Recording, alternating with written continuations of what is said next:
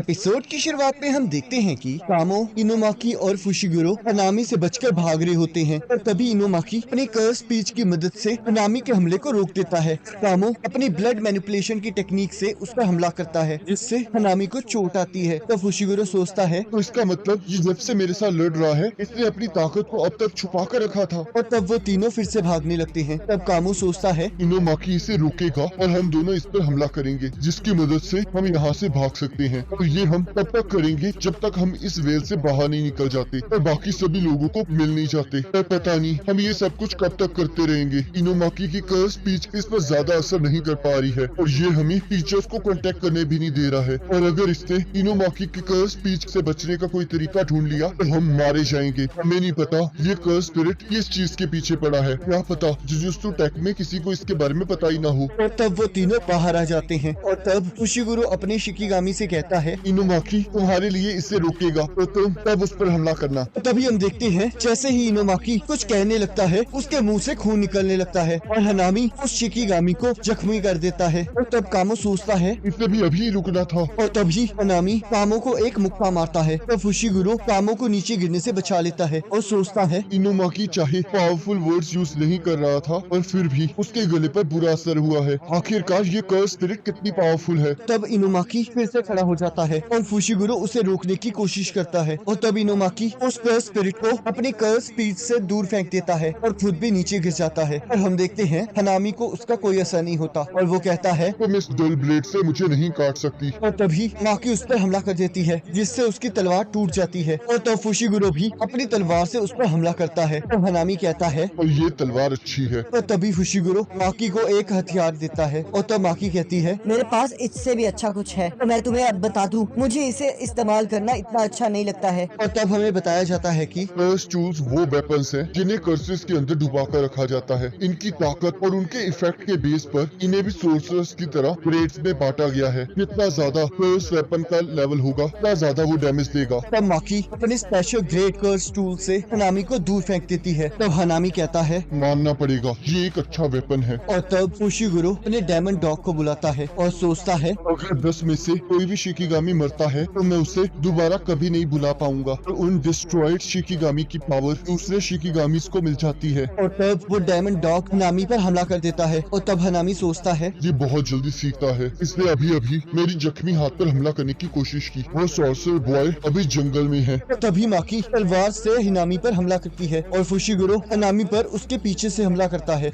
तब माकी और फुशिगुरो अपना हथियार बदल लेते हैं और हनामी पर हमला कर देते हैं। तब फुशिगुरो कहता है मुझे अपना हथियार कभी मत देना क्योंकि इसे यूज करना बहुत मुश्किल है। और तभी माकी देखती है फुशिगुरो के ऊपर एक पौधा उग जाता है और तब हनामी माकी को जख्मी कर देता है। तो हनामी कहता है मैंने तो तुम्हारे दिल पर हमला किया था पर तुम उससे बच गई। जुजुत्सु सॉर्सरर्स को उनके दोस्तों की बहुत चिंता होती है तो जब उनका दोस्त घायल होता है तब उन पर हमला करना आसान हो जाता है। और तब फुशिगुरो का डायमंड डॉग भी गायब हो जाता है। तब माकी सोचती है क्या ये भी डिस्ट्रॉय हो गया? नहीं, लगता है फुशिगुरो ने अपनी टेक्निक रिलीज करती है। तब हनामी कहता है तुम्हें अभी कर्स एनर्जी यूज नहीं करनी चाहिए। इस पौधे को कर्स एनर्जी बहुत पसंद है। जितना तुम कर्स एनर्जी को यूज करोगे ये उतना बड़ा होता जाएगा। तब माकी हनामी पर हमला कर देती है और हनामी उसे पकड़ लेता है और कहता है तुम अच्छा लड़ लेती हो पर अब तुम्हारा साथ देने के लिए कोई नहीं है। तब फुशिगुरो सोचता है मुझे अपनी कर्स एनर्जी को यूज करना ही होगा चाहे इससे मुझे जितना मर्जी खतरा हो। मैं सबके जैसा नहीं हूँ। मेरे कंधों पर बहुत कम रिस्पॉन्सिबिलिटीज हैं तो इसलिए मैं इतनी जल्दी हार नहीं मान सकता। पर माकी उसे रोक लेती है और कहती है हमारा काम यहाँ खत्म हो गया है, अब हमारा यहाँ से जाने का वक्त आ गया है। और तभी इटाडोरी और टोडो वहाँ आ जाते हैं। तब फुशिगुरो कहता है रहने दो इटाडोरी, तुम्हें शायद लग रहा होगा कि तुम इसे हैंडल कर सकते हो पर ऐसा नहीं है। तब टोडो पांडा को कहता है इन दोनों को यहाँ से लेकर वेल से बाहर निकल जाओ। निशिमिया की रिपोर्ट के अकॉर्डिंग ये एक एंटी गोजो वेल है तो हम सभी बिना किसी दिक्कत के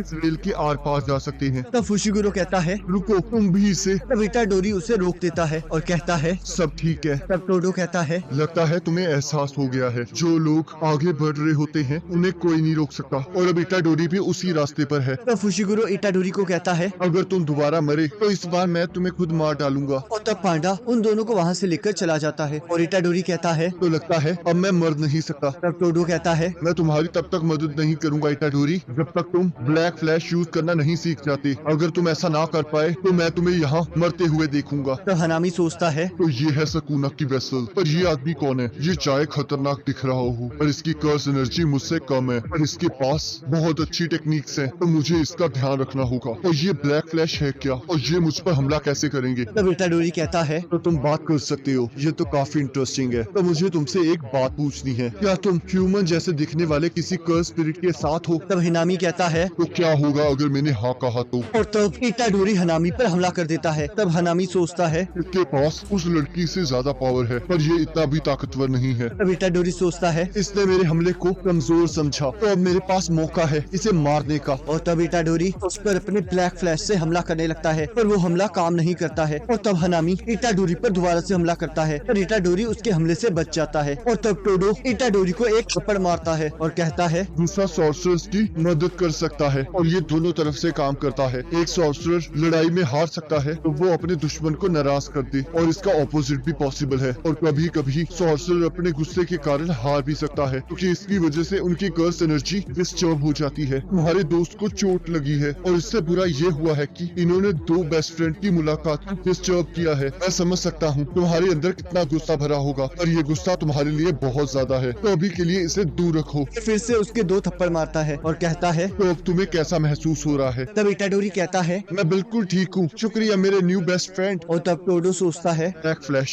ये वो चीज है जो कि कर्स एनर्जी के इम्पैक्ट से बनती है। ये एक नॉर्मल स्ट्राइक से 2.5 टाइम्स ज्यादा पावरफुल होती है, और ऐसा कोई भी सॉर्सर नहीं है जो इस ब्लैक फ्लैश को इकट्ठा ज्यादा बार यूज कर पाया हो। और वैसे भी जिन लोगों ने ब्लैक फ्लैश को एक्सपीरियंस किया है और वो लोग जिन्होंने नहीं किया है, उनकी कर्स एनर्जी में इतना डिफरेंस है कि जितना हेवन और अर्थ में है। और तभी हम देखते हैं इटाडोरी हनामी पर ब्लैक फ्लैश से हमला करता है, जिससे हनामी को काफी चोट आती है। और तब टोडो कहता है आखिरकार इसने कर ही दिया। तब इटाडोरी सोचता है आखिरकार ये क्या था? क्या ये मेरी कर्स एनर्जी थी? तब टोडो कहता है अब तुम्हें कर्स एनर्जी के टेस्ट के बारे में पता चला है। अब तक तुम वो चीज इस्तेमाल कर रहे थे जिसे तुमने कभी टेस्ट ही नहीं किया, और उसे बॉयल कर रहे थे बिना ये जाने कि तुम ये क्यों कर रहे हो। पर अब ब्लैक फ्लैश को एक्सपीरियंस करने के बाद तुम अब एक शेफ के तौर पर एक ऐसे लेवल पर खड़े हो गए हो जहाँ पर तुम 3 सेकंड पहले नहीं थे। तो कांग्रेचुलेशंस ब्रदर, अब तुम सच में स्ट्रॉन्ग बन सकते हो। तब हनामी सोचता है मुझे बताया गया था कि सुकुना की वेसल सॉर्सर के तौर पर कुछ नहीं कर सकती है, और इस मिस्टीरियस मैन के अंदर कुछ ऐसा है जो बहुत अलग है। तब इटाडोरी कहता है ये खुद को ठीक कर सकता है। तब टोडो कहता है एक कर्स स्पिरिट की बॉडी कर्स एनर्जी से बनी होती है, तो इन्हें हमारी तरह एडवांस्ड रिवर्स कर्स टेक्निक नहीं चाहिए होती हील करने के लिए, और एक स्पेशल ग्रेड के लिए ये तो एक बच्चों वाला काम है। पर ये भी सच है कि इसमें इनकी बहुत कर्स एनर्जी यूज होती है, तो अगर तुमने इनका सिर उड़ा दिया तो तुम्हारे लिए काफी आसानी हो जाएगी। तो चलो अब लड़ना स्टार्ट करते हैं। तब हनामी कहता है लगता है अब मुझे तुम दोनों को सीरियसली लेना होगा। और वो टोडो और इटाडोरी पर हमला कर देता है, और हम देखते हैं इटाडोरी और टोडो उसके हमले से बच रहे होते हैं। तब इटाडोरी कहता है ये एक वाइड रेंज अटैक है। तब टोडो कहता है वाइड रेंज अटैक बहुत स्लो और वीक होते हैं। और तभी हनामी उनके पीछे से उन पर हमला करता है। फिर वो दोनों उसके हमले को डॉच कर देते हैं और उसे एक पंच मारते हैं। तब हनामी सोचता है उनका पंच उस ब्लैक फ्लैश से ज्यादा स्ट्रॉन्ग नहीं था, पर इन दोनों के पास इतनी ताकत है कि ये मुझे डैमेज दे सके। तब इटाडोरी और टोडो जैसे ही उस पर हमला करने लगते हैं, उनके पैरों के नीचे से सारे पेड़ गायब हो जाते हैं। तब टोडो सोचता है मैंने गलती कर दी, मुझे लगा कि ये सभी रियल ऑब्जेक्ट्स हैं जिसके अंदर ये अपनी कर्स एनर्जी यूज करके अपने मास को बढ़ा रहा है, पर ये सिर्फ इसकी कर्स एनर्जी थी। तब हनामी उन दोनों पर हमला करता है। तब टोडो सोचता है किसी गिरते हुए पर हमला करना कितनी बुरी बात है। और तभी हम देखते हैं इटाडोरी और टोडो एक दूसरे को धक्का देकर उस हमले से बच जाते हैं। तब हनामी सोचता है इन्होंने ये डॉच कर लिया, आखिरकार ये किस तरह की फीलिंग है। और यहाँ हम देखते हैं मायतो कह रहा होता है हनामी मुझे लगता है तुम्हें और ज्यादा ऑनेस्ट होना चाहिए। तब हनामी कहता है मुझे नहीं लगता मैं कुछ छुपा रहा हूँ। तब मायतो कहता है मैं तुम्हें झूठा नहीं कह रहा हूँ, मुझे पता है तुम क्यों लड़ रहे हो, पर अगर तुम कोई लड़ाई कर रहे हो तो तुम्हें उसे एंजॉय करना चाहिए। तब हनामी कहता है क्या तुम भी बैटल को एंजॉय करते हो? तब मायतो कहता है हाँ बिल्कुल, पर ये अभी मेरी रिसेंट बैटल का ही कमाल है कि मुझे लड़ाई में इतना मजा आने लगा है जिससे मुझे मोटिवेशन मिलती है। इससे जानने से पहले मैं धोखा देता था और खून करता था, पर अचानक से मुझे सब कुछ फुलफिल्ड लगने लगा। मुझे लगता है जैसे ह्यूमंस सोते हैं, खाते हैं और तबाह करते हैं, वैसे ही ये चीजें कर्स की इंस्टिंक्ट्स हैं। एक कर्स स्पिरिट के तौर पर शायद हमारे पास कुछ रीजंस होंगे, पर फिर भी हम अपने इंस्टिंक्ट्स के अगेंस्ट नहीं जा सकते। हम सभी के लिए सोल इंस्टिंक्ट्स और रीजंस के मिक्सचर से बनी है। कोई भी किसी के बारे में कुछ नहीं कह सकता, पर तुम्हारी सोल किसी उलझन में है। एक्चुअल में हनामी तुम बहुत ताकतवर हो, मैं सच कह रहा हूँ ना। और तब यहाँ हम देखते हैं टोडो और इटाडोरी दोनों ठीक होते हैं और हनामी वहाँ जाता है और तब इटाडोरी हनामी के साथ लड़ने लगता है और सोचता है इसने अभी अभी काफी ज्यादा कर्स एनर्जी यूज की है, तब टोडो सोचता है तो ये सही वक्त है इस पर हमला करने का। और उस पर हमला कर देता है और तब हनामी अपनी कर्स टेक्निक से इटाडोरी और टोडो पर हमला करता है और सोचता है नाहितो, मैं इस फाइट को सच में एंजॉय कर रहा हूँ। तब टोडो कहता है तैयार हो जाओ ब्रदर, अब वक्त आ गया है अपनी टेक्निक को यूज करने का।